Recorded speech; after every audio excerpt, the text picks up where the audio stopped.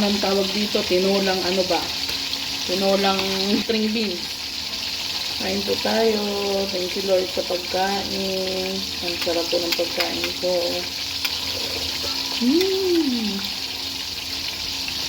Magandang umaga, may Angel. Kagigising ko lang pala may Angel at kagabi hindi ko na nagawa yung pagtiklop nitong mga damit. Talaga napagod po ako kahapon sa trabaho. At ayun nga po may Angel, dahil kagigising ko lang ay nagprepare na ako ng mga lulutuin ko para mamayang gabi ay hindi na ako magluto. Usual, dahil may backbone tayo dito ng manok ay magtitinola ulit tayo para mamaya ay may sabaw. Bali maglalaw ko lang naman ako dito ng string beans dahil yun lang available sa aking freezer. Nadamihan ko na lang po siya ng luya para talagang as in masarap po ang paghigop ng ating tinola. May overtime po pala yung trabaho namin kahapon. Kaya ang pasok ko ngayon ay late na. Sorry po kasi pumapasok po ako sa trabaho ng mga 9 o'clock or 9:30. Yun, ang pasok ko po ay 11:30. Ito po pala may Angel yung binili ko nung unang grocery ko dito sa bahay at ito yung kalahati ng backbone na hindi ko pa naluluto. At ito na rin po yung tira ng mga gulay ko. Anyway, may Angel, malapit na naman po ang weekend. Naisip ko po pala na yun nga, magtitinola ako tapos meron pa akong 4 na pirasong manok, minarinate ko na rin po siya at pipirituin ko na Pero rin. Habang nagpiprepare po tayo ng ating tinola, ay magsasalang na muna ako ng kanin dahil alam nyo naman na 2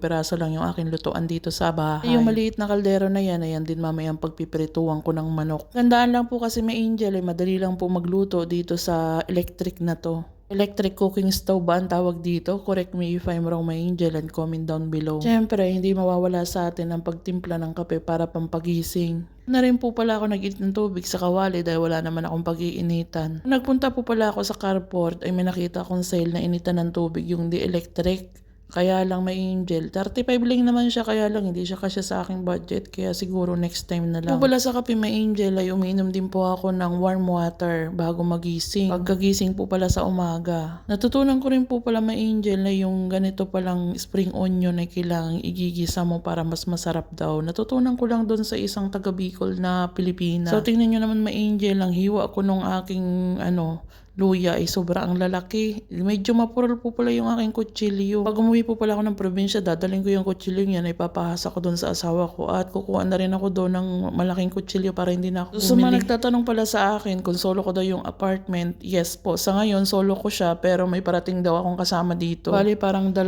tao sa isang accommodation. Ito na nga na may Angel, nagmamarinate na ako nitong ating fried chicken, 4 na peraso. Ito po pala ako nakakabili ng patis, kaya yan, okay na yan, masarap na rin naman yan. Ito na po pala yung ating tinola na mga backbone. Masarap yan. Ito yung gusto kong tinola talaga may Angel kasi malasa. Yan, na-marinate na nga po natin yung 4 na pirasong hita. Maya naman may Angel ay ating ipiprito yan. I-marinate muna natin na matagal para dumikit yung ating masarap na fried chicken. At habang nag-aantay tayo sa ating niluluto may Angel ay makikinig muna tayo ng mga Hillsong, yung mga music ba talaga na pang paganda ng ating mood sa umaga. Ito na nga po may Angel, yung aking mga nilabhan sa paa nung nakaraan dahil masakit po talaga ang aking kamay at ayoko magbabad ng sabon at ang aking kamay pag nagbabad ng sabon yung mga ginagamit dito ay nasisira ba.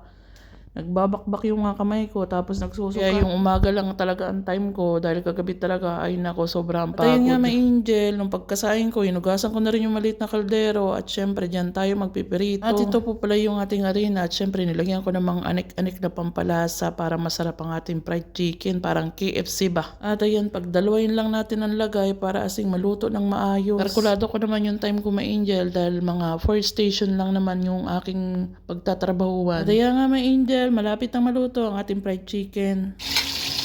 Hey guys, kain tayo.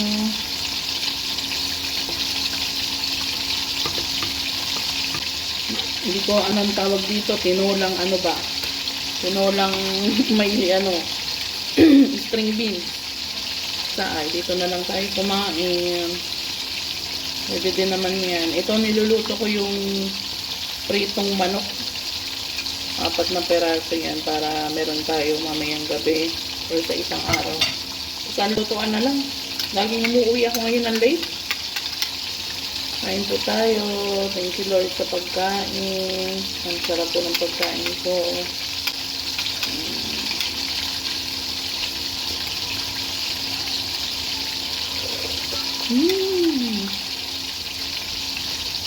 11:30 yung pasok ko ngayon guys.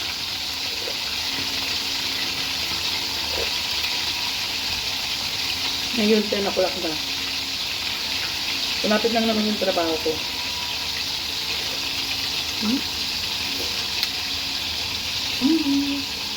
Ano mga angel, hanggang dito na lang po aking video for today at sana nag-enjoy kayo sa aking video. Don't forget to like, comment, and share. Bye!